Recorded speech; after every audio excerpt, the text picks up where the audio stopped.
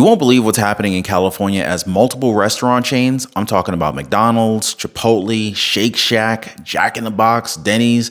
I mean, if it's a fast food chain in Cali, then expect prices to surge higher as Governor Newsom has recently signed a law to raise the minimum wage. Are you ready for $20 Big Macs yet? Expect this to hit menus at a fast food joint near you in 2024. Right now, fast food workers get paid an average of $16.60 an hour. Tonight, I talked to one worker who tells me living off of those earnings has been difficult.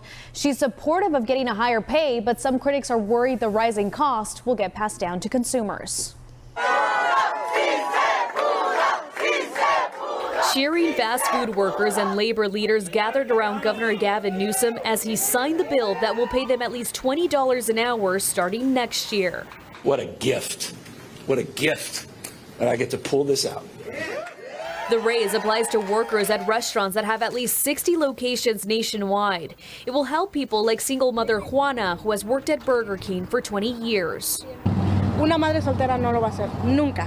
Juana says she has tried to save, but it's nearly impossible when you're living paycheck to paycheck. She tells me that the cost of living in California has even made her work 2 jobs, making it challenging to spend time with her kids. According to the U.S. Bureau of Labor Statistics, California's fast food workers earn $34,000 per year. That's below the California poverty line for a family of 4. Some argue that raising the minimum wage would increase the cost for businesses.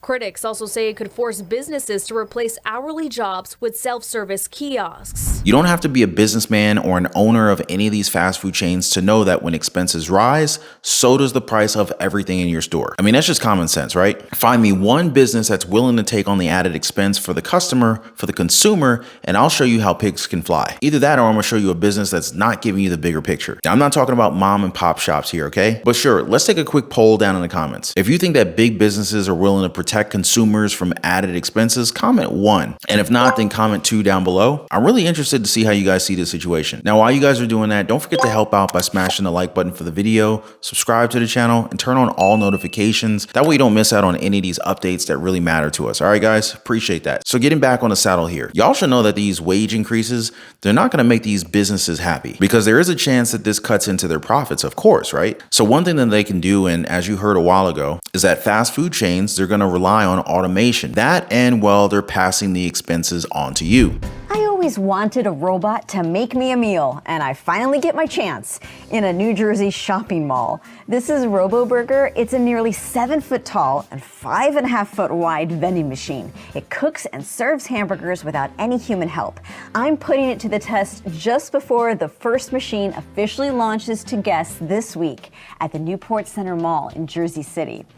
Now, each burger here costs $7, and it takes about 7 minutes to go from a 4-ounce frozen patty to a steaming hot hamburger with the fixins. From the price itself, y'all must have already figured out that this isn't in 2023. This was early in 2022. Now, if any of you guys think that businesses and restaurant owners aren't thinking of switching to robots like these, then you would be totally delusional. Now, at the same time, we shouldn't expect prices to go down either, especially if they can say that the quality remains the same. But what do you guys think? Would you ever want to have your order taken and prepared by a robot? Or would you prefer a human handle those things for you? Now, I guess this isn't something that should cause too much concern, but, and of course, you know, there's always a but we also have to take into consideration how these robots and possibly AI can be hacked. We can't be naive, right? Besides getting our order wrong or having it sent to a completely different address, we should be concerned as to how our data, our very own personal information could be taken in if these servers are ever hacked. I mean, just look at Okta. Are you guys familiar with them? Basically, they provide a service that allows both small and large businesses the ability to give employees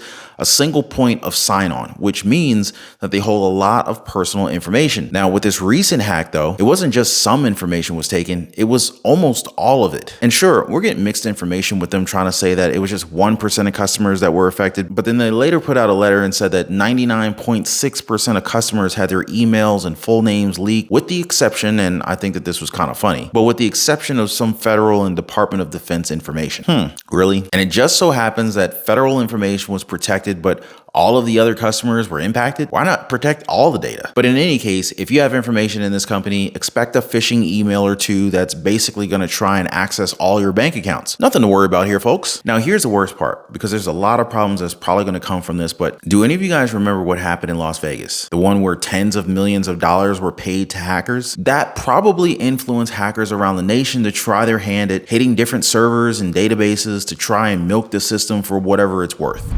Losing big. This morning, Caesars, the casino giant, confirming its fallen victim to a massive cyber attack. With hackers breaching their firewalls, they say the digital crooks hijack critical data, including social security and driver's license numbers for customers who signed up for its loyalty program. Sources familiar with the matter tell CNBC the criminal cyber group demanded a $30 million ransom before the casino paid half of it.